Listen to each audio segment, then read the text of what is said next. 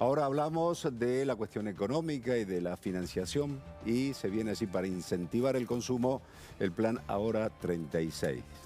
Plan Ahora 36, bien lo dijiste, Claudio. Aquel que comenzó en 2014 como Plan Ahora 12, que después se extendió a Ahora 18.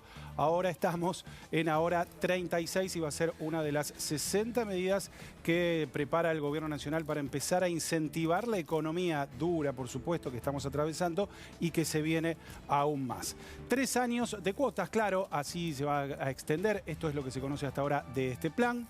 Tenemos más datos, apuntado a productos nacionales, sobre todo a materiales para la construcción, para incentivar justamente algo que da mucha dinámica a la economía, que es justamente la construcción. El objetivo es estimular el consumo y también la producción nacional. En los 2 puntos anteriores eso está claro como lo veíamos. Fundamentalmente también para tratar de incentivar el comercio minorista, la gastronomía también, el turismo que se viene pensando ya a futuro para empezar a movilizar, como decíamos, sin dudas una economía que ya venía muy, pero muy golpeada y que la pandemia golpeó aún más todavía. Bien, otra de las medidas que tienen que ver con el consumo es la refinanciación de las tarjetas de crédito. Si te acordás, Claudio, que en el mes de abril se habían comenzado a refinanciar. Bueno, ahora esto se extiende. Estamos hablando de los resúmenes digo bien, que vencen entre el 1 y el 30 de septiembre. Se podrá financiar en 9 cuotas y 3 meses de gracia.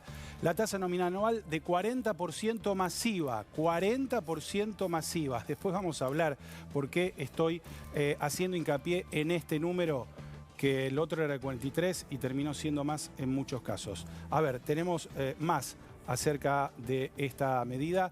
El trimestre de gracia, estamos hablando, octubre, noviembre y diciembre, no habrá pagos, pero sí estos 3 meses generan intereses. Esto también es, por supuesto, para tenerlo en cuenta. ¿Tenemos alguna más o vamos a charlar justamente con Ismael Bermúdez, a quien tenemos allí? Atención con este dato también, no incluirá las tarjetas de créditos no bancarias.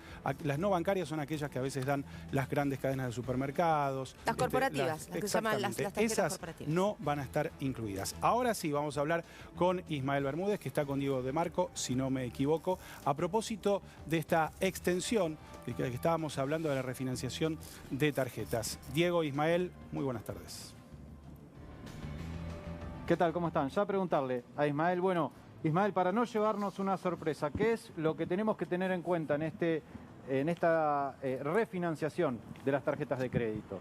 Bueno, sí, efectivamente lo que hay que tener en cuenta a partir de la experiencia que pasó en el mes de abril es lo siguiente. Efectivamente, como recién explicaron, la tasa anual nominal es del 40% más el IVA. Como el IVA es el 21%, eso hace una tasa anual del 48,4%. Pero cuidado, porque la resolución del Banco Central, la circular, dice que el único recargo es el IVA. También lo decía en la circular del mes de abril. Pero ¿qué sucede? Además del IVA, hay recargos adicionales que estuvieron haciendo las emisoras de las tarjetas de crédito y los bancos, que llevaron a que el costo financiero total trepara muy por arriba del 60%, inclusive por arriba del 65%. Entonces, si el costo financiero total ya no es el 43 o el 40 más el IVA, sino que pasa a ser el 65%, la cuota se encarece un 30%.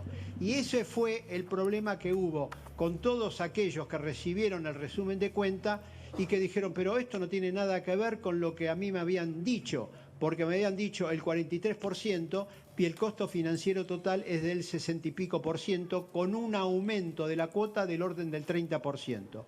Creo que es muy importante que el Banco Central aclare esta situación y que en esta nueva refinanciación solamente esté el recargo del IVA y que se prohíba cualquier otro recargo, porque de lo contrario, este 40% que más el IVA se transforma en 48,4%, va a terminar siendo del 65 o del 66%. ¿Y eso cómo sería, Ismael, prohibiéndole a los bancos que cobren esas tasas adicionales? Lógico, sí, porque la circular del Banco Central dice que el único recargo es el IVA, pero después salió un informe muy detallado de la Defensoría del Pueblo de la Ciudad de Buenos Aires, donde banco por banco se demuestra que en lugar de haber cobrado el 43 más el IVA, estuvieron cobrando el 62, 63, 64, 65 y hasta el 66% del costo financiero total. Lo que todos tenemos que mirar no es lo que es la tasa nominal anual, que dice TNA, sino que tenemos que ver el costo financiero total, que son las siglas CFT. Están en letra muy chiquita ahí abajo, pero cuidado, hay que mirarla bien, porque hay una diferencia en algunos casos de más de 20 puntos entre este TNA y ese CFT. Y lo que importa para el bolsillo de aquel que tiene una tarjeta de crédito no es la tasa nominal, sino el costo financiero total. Los escucho, Ismael. Bien, Ismael, te queríamos preguntar acerca de que nos expliques, y que les expliques por supuesto a todos los que nos están viendo, de qué se trata la refinanciación automática de esto. Claro, lo que quiere decir es lo siguiente: si yo no pago la tarjeta de crédito al momento del vencimiento, automáticamente estoy diciendo que adhiero a la refinanciación. Si yo luego, dentro de los 30 días, quiero hacer un pago, lo puedo hacer y en ese caso se anula la refinanciación. Pero todo aquel que no pague en término la tarjeta de crédito en el mes de septiembre, porque como bien ustedes explicaron, estos son para los vencimientos que van del 1 al 30 de septiembre, lo que vence en septiembre, el que no paga la tarjeta, automáticamente entra en esta refinanciación con esta tasa del 40% más el IVA, que esperemos que efectivamente ese sea finalmente el costo financiero total, que coincida la tasa anual con el costo financiero total y que no haya nuevos recargos. Y ahí creo que hay una responsabilidad del Banco Central que tiene que estar vigilante para que eso no suceda, porque el propio directorio del Banco Central dijo que no se pueden admitir recargos adicionales al 40% más el IVA. Te pasamos de tema ahora, que lo veníamos adelantando también, y es el Ahora 36. ¿Qué otros datos han trascendido en cuanto a la financiación de esto, que sabemos y que entendemos en este contexto va a ser con cierto interés, como lo es ahora, de hecho, el Ahora 12 o el Ahora 18? No, el mecanismo es exactamente el mismo. La única diferencia es que en lugar de financiar en 12 cuotas, 18 va a ser de 36.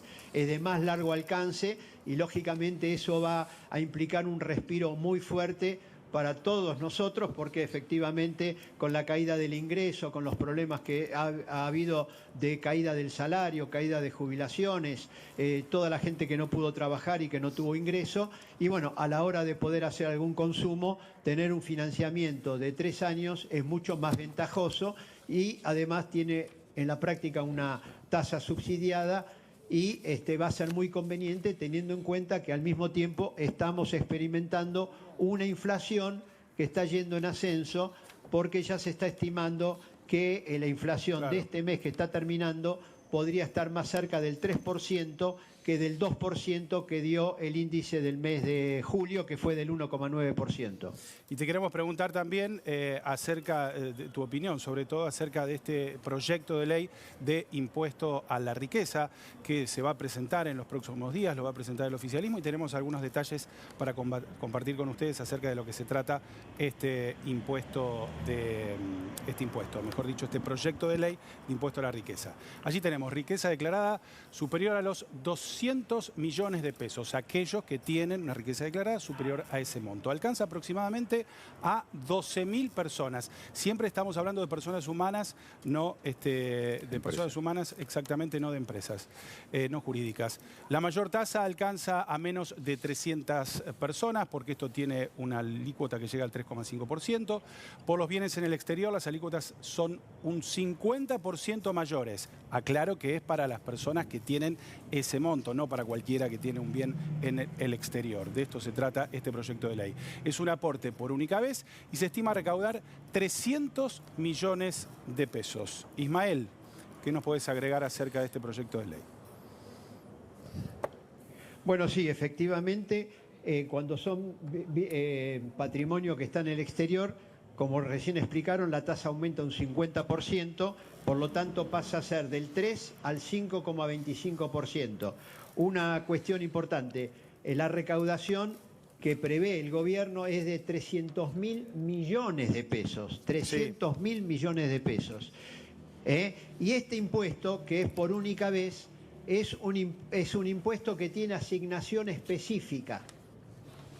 Esto significa, en primer lugar, que no se coparticipa con las provincias, sino que estos 300.000 millones, si efectivamente se recauda esa cantidad de dinero, tiene que ir para determinados fines que están en el proyecto de ley, que son, por ejemplo, hacer frente a toda la situación de deterioro social, el tema de construcción de viviendas, hay también ahí un gasto o una inversión destinada a petróleo, a YPF. Esas serían las asignaciones específicas que tendría este impuesto.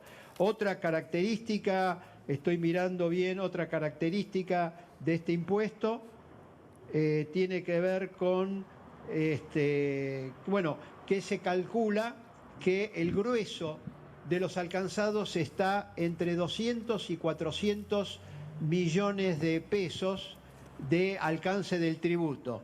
Esto significa, en estos casos, que si uno tiene 200 millones, como la tasa es del 2%, tendría que tributar 4 millones.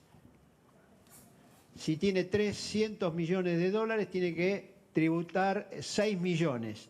Si ya tiene más de 400 millones, tiene 400 a 500, tiene que tributar como mínimo 8.250.000 pesos. Bueno, este es el tema. O sea, tiene un carácter totalmente ascendente y por eso la tasa, a mayor patrimonio, sube la tasa y si está en el exterior, se duplica la tasa, como recién ustedes muy bien explicaron. Un proyecto, por supuesto, que deberá aprobar el Congreso Nacional. Ismael, un placer como siempre. Muchas gracias. Buen fin de semana. Gracias, Diego de Marco, también. No, al contrario. Buenas noches a todos. Seguimos.